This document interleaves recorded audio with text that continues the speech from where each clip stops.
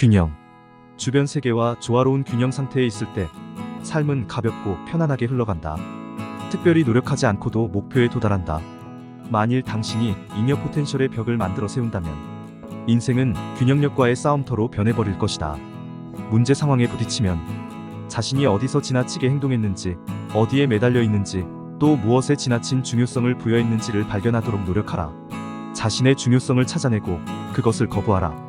그러면 벽이 무너져 내리고 장애물은 스스로 물러가서 문제가 저절로 해결된다.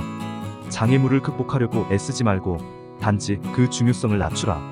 있는 모습 그대로. 이렇게 보기란 생각처럼 쉽지 않다. 뭔가를 기대어 혹은 빗대어 사물을 파악하는 습관은 누구에게나 일반적이다.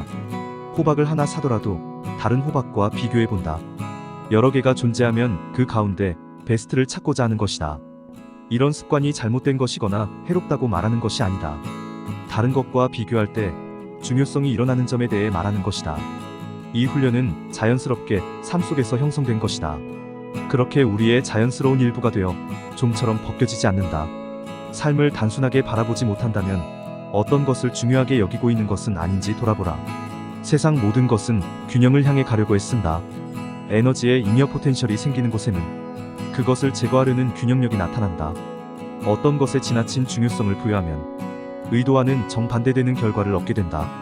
중요성을 낮추고 지나치게 행동하지 말라. 경멸하지도 말고 미화하지도 말라. 장점을 찬양하지도 말고 단점을 비하하지도 말라. 그저 있는 그대로 두라.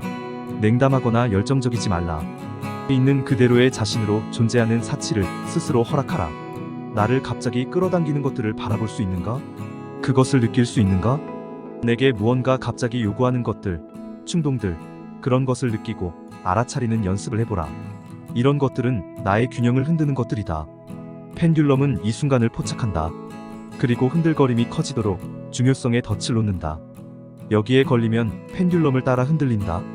그러면 갈등, 싸움, 고민, 걱정, 염려 등이 커져간다. 이러한 것들은 에너지여서 펜듈럼의 먹이가 된다.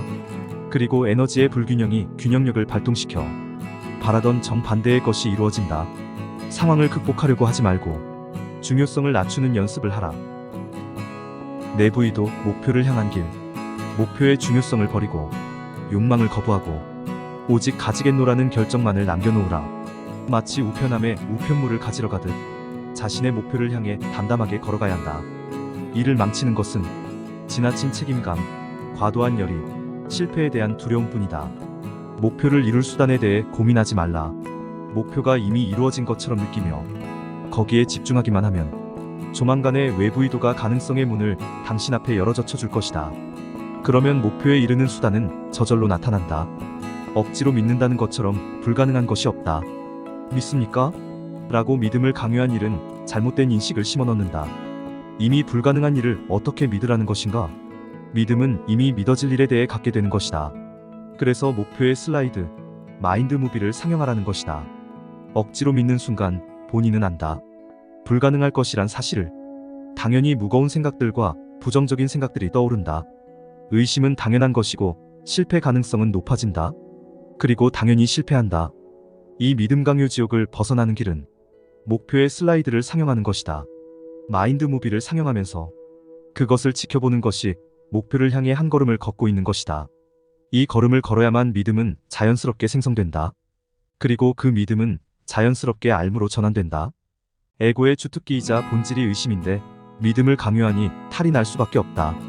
내 목표가 어떻게 이루어질지, 어떻게 내 것이 될지 나는 상상하기가 힘들다. 이것은 나의 일이 아니기 때문이다. 나의 일은 주문하는 것이다.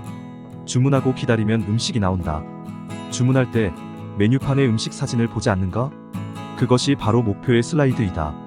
그것을 바라보고 그것을 주문하면 잠시 후 주방의 문이 열어젖혀지면서 바라보던 음식이 실제로 나온다. 이 태연한 행동을 연습하라. 다만 언제든 다른 식당에 가서도 먹을 수 있다는 사실을 잊지 말라. 오직 단 하나라는 거짓말에 속지 말라. 식당을 나갈 문을 기억하고 또 건너편 식당으로 걸어갈 길도 기억해두라. 나는 그것을 먹을 거야만 남겨두고 중요성과 욕망을 거부하라. 다시 말해, 나는 그것을 꼭 먹을 거야라거나 나는 그것을 반드시 가질 거야라고 하지 말라. 꼭, 반드시, 절대 무슨 일이 있어도 이런 말들이 중요성을 높이고 욕망을 불지르는 말이다. 이 말을 인식하고 사용 횟수를 줄여나가라.